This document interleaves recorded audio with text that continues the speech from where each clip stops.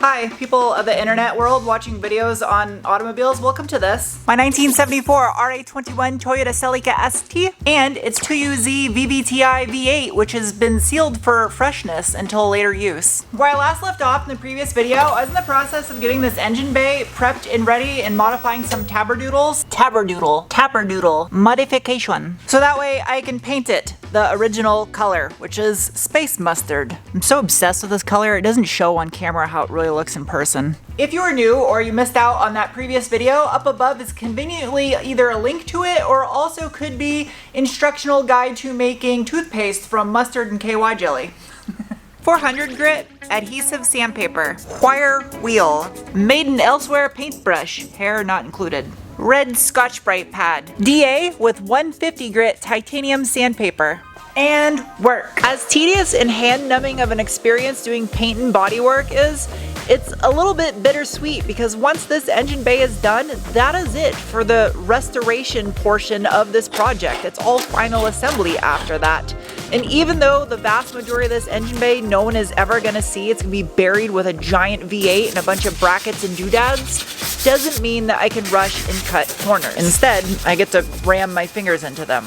I'm really glad I split this into more than just one video and took my time with it, because had I rushed this, the area down by the brake master cylinder and clutch master cylinder where it leaked for many years, the paint, when I sanded it down to bare metal, around certain spots where it didn't look like it's failing, you can actually scratch the paint with your fingernail and it's so saturated that it's failing underneath. So all of that area, I'm gonna bare metal just to be safe, because I don't want the new paint to fail with the old paint underneath it that is failing. Which is why when I repaint a project car, I like to take the entire exterior down to bare metal, because you can never trust old paint and bodywork that someone else has done, unless it's just from the factory. This area still has a little bit of that same texture that was down there, so I'm not taking any chances. Since I'm not bodyworking the bay and going for an OEM look, I decided to utilize any of the original paint that was still in serviceable condition as a makeshift high build primer, if you will, to even out any of the imperfections that are inevitably in the sheet metal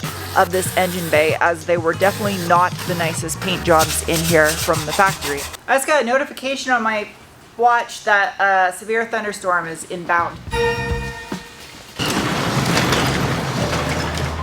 I'm no weatherologist, but something tells me that that doesn't look very good right now. Oh yeah, holy crap. It's literally everywhere. It's on both sides of the shop. That's gonna be nasty. It's actually wild how many times I've had to do that so far this summer. I swear this is the most storms I've seen since I've lived in Arizona. To spare you having an entire video of nothing but sanding, I have now spent 6 hours and 20 minutes scuffing this engine bay. This area is a bane of my existence. I'm using the Scotch-Brite with a paintbrush handle shoved in it so I can wedge it in all the crevices. As they say, if you don't have the right tool for the job, be the tool for the job. Magic. It's already day 2 in this video. This is a lot of work. The last thing I want is a bunch of schmudge all over my fresh brand new wires.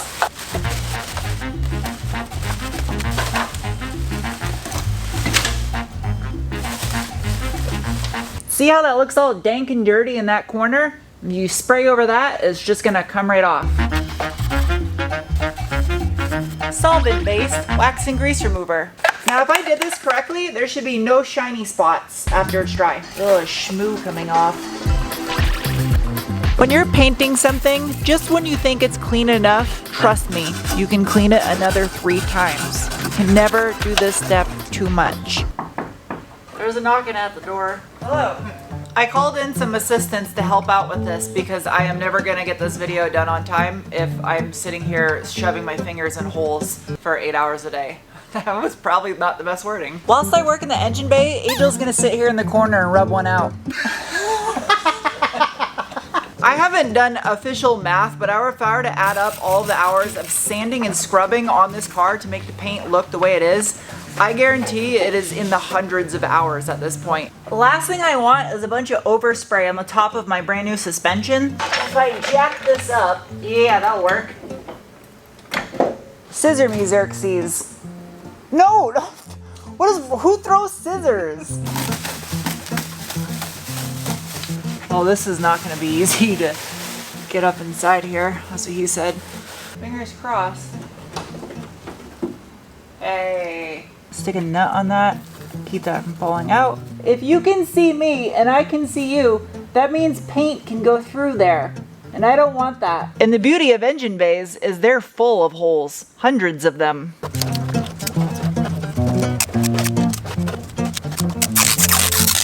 I literally can't have this. This is gonna be a huge pain to try to paint an engine bay with this giant floppy bag of wire. That should make it super rigid. I stick a stick like that. The harness is so heavy. Yeah, tinfoil engineering, perfect. I mean, it gets it out of the way that I can spray around it. An engine bay is a tight thing to paint to begin with, so that will make it possible. Now this has to sit upside down, so it must be clean. All of the paint on this car, I'm gonna do a minor cut and buff before it's finished, so I can just use some waterless wash to clean the dust off. Because I have the steering rack out of the car, the steering is not attached to anything, so it's gonna be like a drunk pigeon trying to roller skate, pushing this thing in the bay. Conveniently, the gentleman's next door saw us pushing and decided to give us a hand. Hi, Ping. Well, that meow you just heard in the background, that was Ping. Just saying hello. Slicing a pool noodle up the middle is like what you do to shrimp before you grill them. Just think of this as a giant shrimp. I don't think that works. Holy crap. This is the meatiest pool noodle ever. Now in theory, this will fit over the existing rubber padding. And now reverse mask. Even though this is gonna be upside down, don't wanna take any chances. So I definitely don't want anything coming out this hole. I'd honestly rather drink a sea cucumber smoothie through my nose than mask off and tape a car before paint. This is really tricky. Least favorite part by far. Whilst I'm doing the hood, Angel's in here wrapping presents. You know what that looks like? That looks like a crab rangoon for a robot. What kind of crab rangoons have you been eating? This is a step that you definitely don't want to forget, and is super easy to forget, because if you don't blow out these holes when you're using the paint gun, the air coming out of the tip with the paint is going to blow any dirt and debris that's trapped inside here and put schmudge all over your paint job. This is waterborne wax and grease remover. I essentially have to keep doing this until I have nothing but pure clean microfibers, which is gonna take a lot.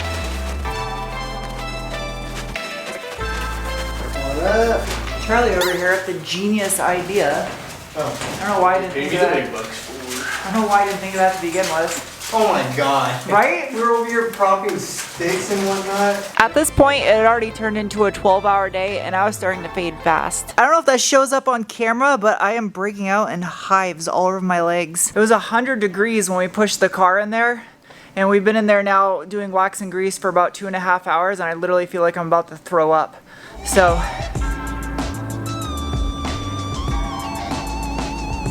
I decided to wait till the following morning. It's like 71 degrees outside, and subsequently the same in the booth. And before I spray the paint, I'm gonna go over everything 2 more times with wax and grease remover and a tack cloth. Last night I went over all of the bare metal areas with phosphoric acid, did a treatment on it just to prevent any future corrosion, any areas that might have had little tiny pits.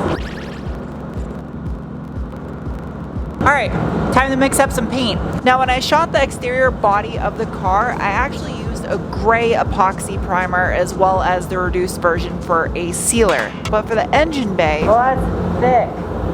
Super thick. Look at that. So I gotta stir this really good. So this is a 1-to-1 ratio, and I'm gonna probably do a full cup just to be safe.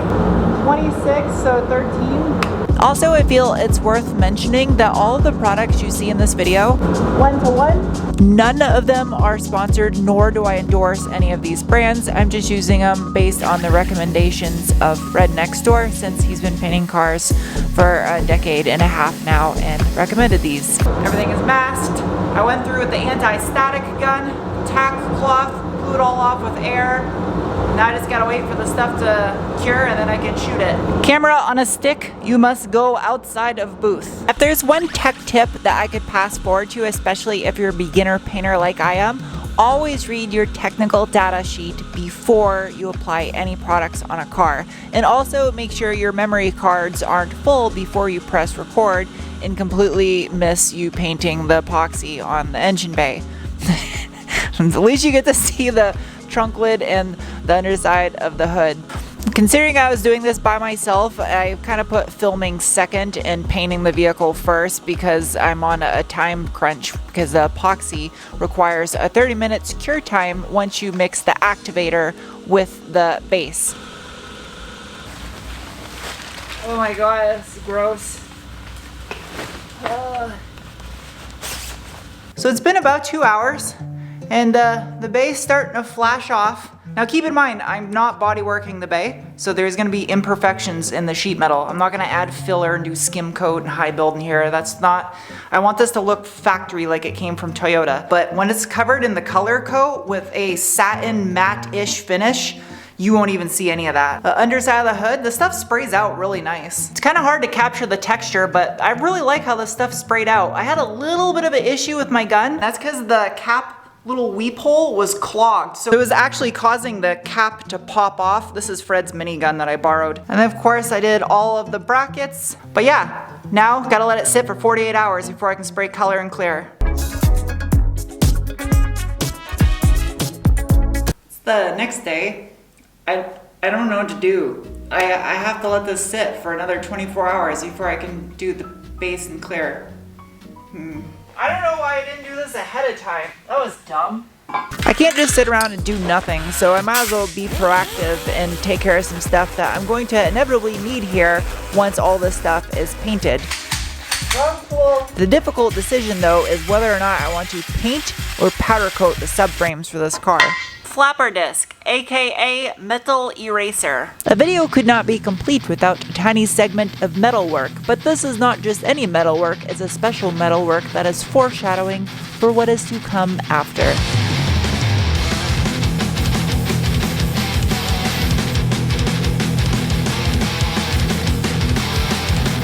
That was a lot of metal shavings. So Karen just showed up and she has a surprise. Da, da, da, da. New shirts! Yay! And in 3 different colors. A faded red, a faded gray, and the faded gold. And the design, I think, speaks for itself. She's been working on designing these for like literally like 2 months, I think. A month and a half around there, but they're done. There you go. You guys asked for a Celica shirt, and now you shall receive. It'll be on my website down below. If you guys would like to support this channel, that is how. You can take one of these shirts home. Waterborne wax and grease.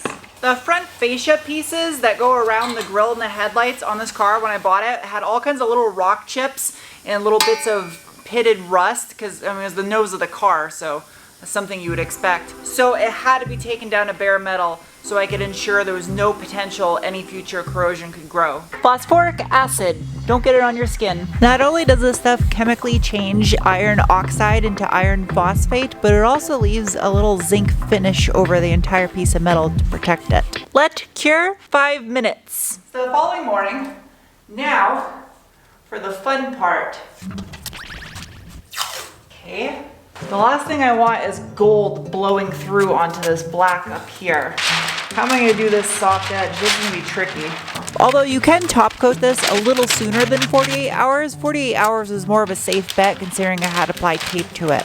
Since I did the bay in all black epoxy, I wanted the area around the steering column and the front core support to remain black because they're supposed to be contrasting from the body color. It's 94 degrees in here, so the mission for today is not to pass out because I have to do 3 coats of base, 2 coats of clear, and this cure time in between. I don't want to run out of paint mid-shooting, so I'm going to mix up 2 cups. That way I have one for my second coat and I can start mixing up the one for the third as I'm going. So base 2 to 1, that means 2 parts of the color and 1 part of the reducer. When you're working in a booth that has high temperatures like I am right now, it's key to make sure you have your reducer matched accordingly to the temperature. So I'm mixing a little bit of slow reducer with some very slow reducer. This should give me a little bit of extra time, so that way it doesn't start to get dry on. When I shot the exterior paint on the car, I actually mixed up an additional quart of paint just to be safe. So I'm mixing that in with the second quart that I just had made up to make sure I have an absolute perfect match, even though I did use the formula for this second can exactly the same. And with this having a black epoxy underneath, I'm gonna have to do 3 coats of the base color to make sure I have adequate coverage. So I had one little issue when I started. The mini gun that I used to get in the tight areas, the tip was clogged. So that kind of like threw me for a loop. Luckily I wasn't spraying anything yet. While I did have Fred spray the base clear on the exterior of the car, I wanted to at least try to challenge myself because that's the only way I'm going to get good at it, by doing the engine bay. And with this being a pearl metallic base with a little special spicy something to the clear coat, and being in an engine bay, which is a nightmare on its own, I figured this was the perfect task. I progressively keep getting more and more disgusting each time I take this thing off. I have 1 coat of base left, and I'm starting to understand now what is difficult about metal flake. And Fred gave me some tips for the drop coat to get the flake to orient. So I'm gonna try that out on this 3rd and final coat, which is where it will really matter. So that was coat number 3. I got the flake orientation right, I think, too. So I wanna do a 5-to-1 ratio, which of course this cup doesn't have it, so I gotta do math on my own. The way in which this matte clear coat works is it comes with an activator rather than a reducer, and depending on the ratio of clear to activator you use is going to determine the level of matte or satin finish that you have. I'm going with a 5-to-1 ratio, which should give me an eggshell to flat looking finish once this is fully dry. Now you may have noticed I did add a tiny splash of very slow reducer, and that is only because the ambient temperature in the booth right now is so high, it'll make it challenging to maintain a same level of consistency of matte through each pass with the gun. Done. So it's been about an hour and a half since I shot it, and what I wanted to happen with that satin clear worked. So keep in mind, I shot the engine bay and the underside of the hood and trunk with the exact same paint that I used on the car. I literally mixed the old paint with a batch of new paint, so it's exactly the same color. I was going for the same look that the MR2 is from the factory, where the engine bay is a slightly different shade than the exterior of the car just because it doesn't have clear on it. So get a good look at the color of the roof, see with the gloss on it, and then into the engine bay. You see with the satin finish? It's crazy because you can actually see the pearl now where it changes from like an olive green to an orangey gold. That change in the color you can only see in the sunlight in the pearl. It looks wild in person. I love how that turned out. A little bit of my tape lifted up though when I was doing the epoxy, so I got a clay bar that spot. It'll come right off. And then the front is black, so you can't see it behind the headlights. See what I mean? Like right here, you can see the pearl where it's like an orangish color, but over here on this flat surface, it's greenish. But when you go up above it, it turns orange again. It's crazy. You can smell it gassing off in here still. I don't want to touch it. It's probably still a little bit wet. The same thing at the underside of the hood. I left these black because they go in the front, and I just dusted the hinges to match. I left the sides black so it has that little overspray, how it would from the factory. And then down under the car, it fades as it would in the factory, just have a little bit of overspray where it transitions to undercoating. So thank you for watching. I'm gonna go shower because I smell like a foot. Bye.